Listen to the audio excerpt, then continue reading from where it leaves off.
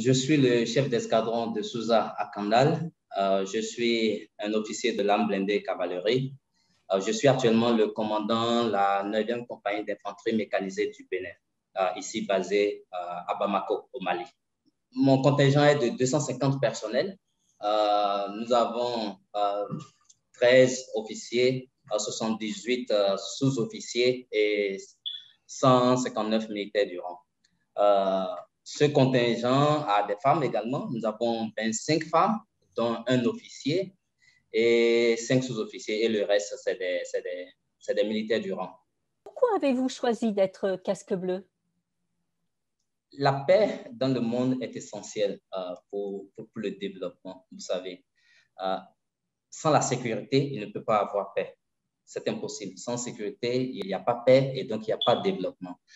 Pour nous, donc, c'est, étant militaire, mettre nos compétences de militaire, de soldats, donc, au service de cette paix, en fournissant la sécurité nécessaire pour instaurer les conditions essentielles au développement. C'est toujours avec satisfaction, c'est toujours un honneur en fait. Tout le monde n'a pas cette opportunité de le faire.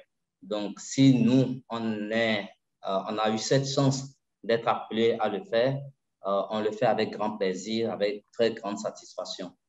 Dans le cas-ci, par exemple, du Mali, c'est toujours une grande fierté pour nous, une grande joie d'être ici au Mali en train d'assister un pays frère qui est en difficulté.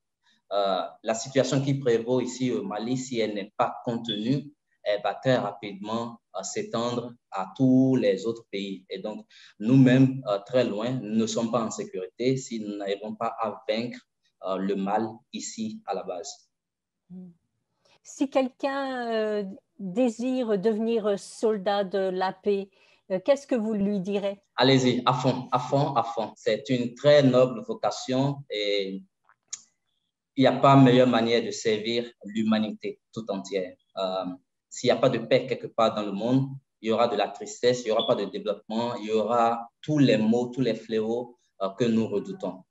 Une seule personne, un seul être humain quelque part qui n'a pas ce qu'il faut, qui n'a pas cette paix, c'est l'humanité tout entière également qui est concernée. Et donc, pour toute personne qui veut être au service de la paix, qui veut être casque bleu, je lui dirais simplement go, go, go, go. Il n'y a pas meilleure chose au monde. On parle beaucoup de la part des jeunes dans le maintien de la paix et des casques bleus. Est-ce important d'avoir justement des jeunes qui viennent dans la famille des casques bleus et pourquoi? C'est fondamental, c'est essentiel. Les jeunes sont les premières victimes souvent de la radicalisation.